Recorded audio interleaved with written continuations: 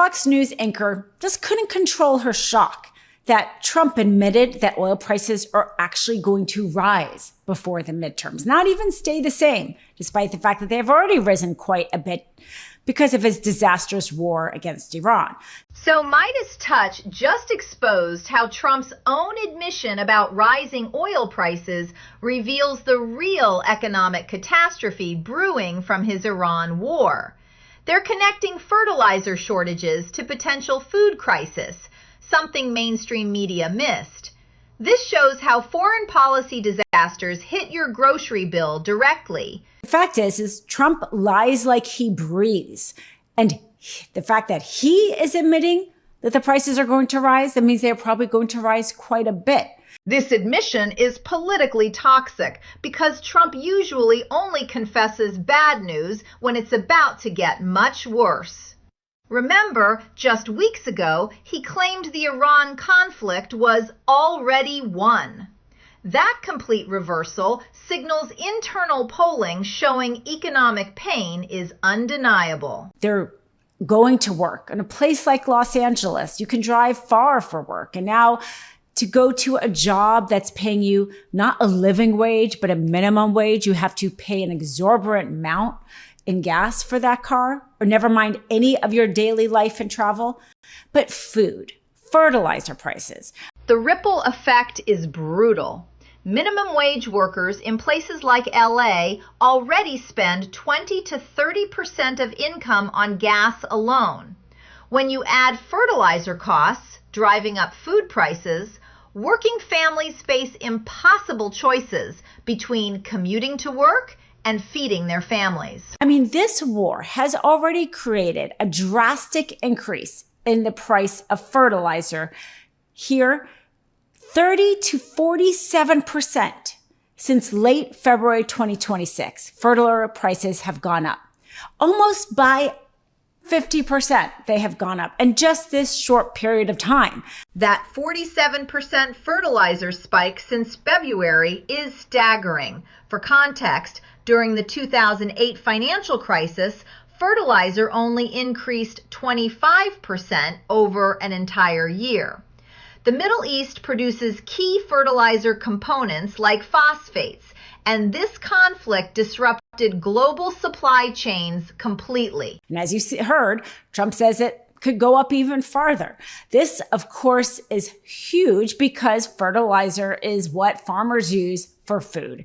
And now economists are predicting there's going to be food shortages. When economists from Goldman Sachs to the Congressional Budget Office start predicting food shortages, that's data-driven analysis, not partisan politics. This isn't about election cycles.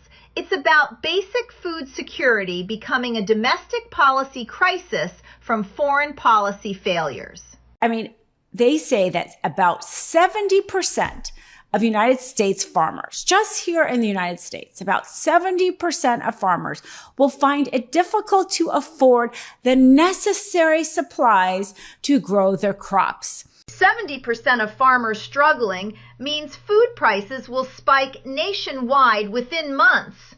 Small farms go under first, then corporate agriculture passes costs to consumers. We're looking at 15 to 25% grocery price increases by fall, hitting working families hardest. This is devastating, not only for the farmers, because if they don't create crop, this is their business. They can go out of business and not be able to hold on to that farm or hold on to that land.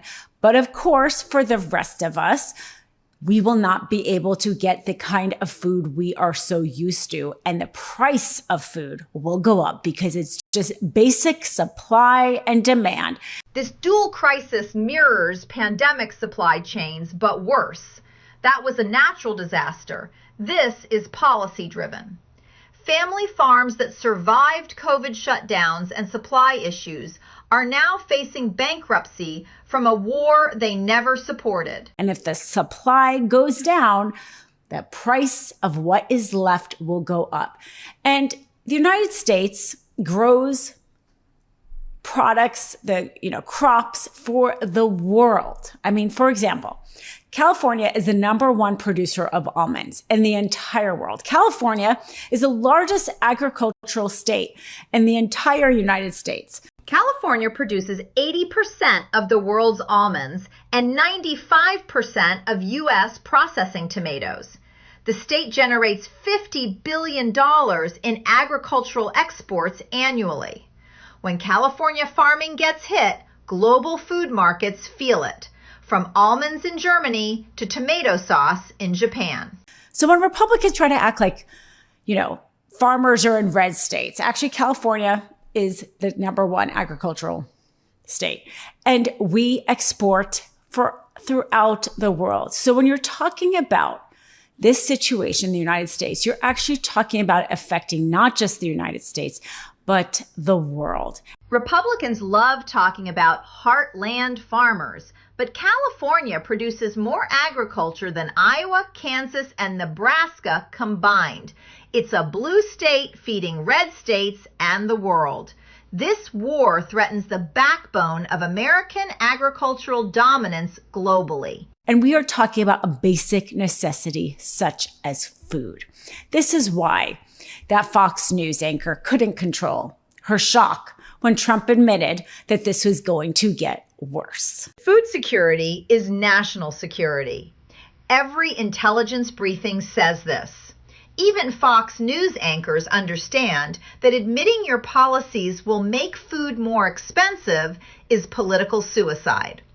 That shock reaction shows how damaging this admission really is. That single line, "I've been screaming at Iranians all day," in itself could have brought down another presidency. Because the fact is, Trump says, we've already won. Why would he be screaming at them? He says, we've already put them back 20 years. Why would he be screaming at them? We're not even having direct negotiations. So why would he be screaming at them? The contradiction is stark. If we've already won and set them back 20 years, why spend entire days screaming at Iranian officials? That sounds like someone losing control of a situation he claimed was resolved.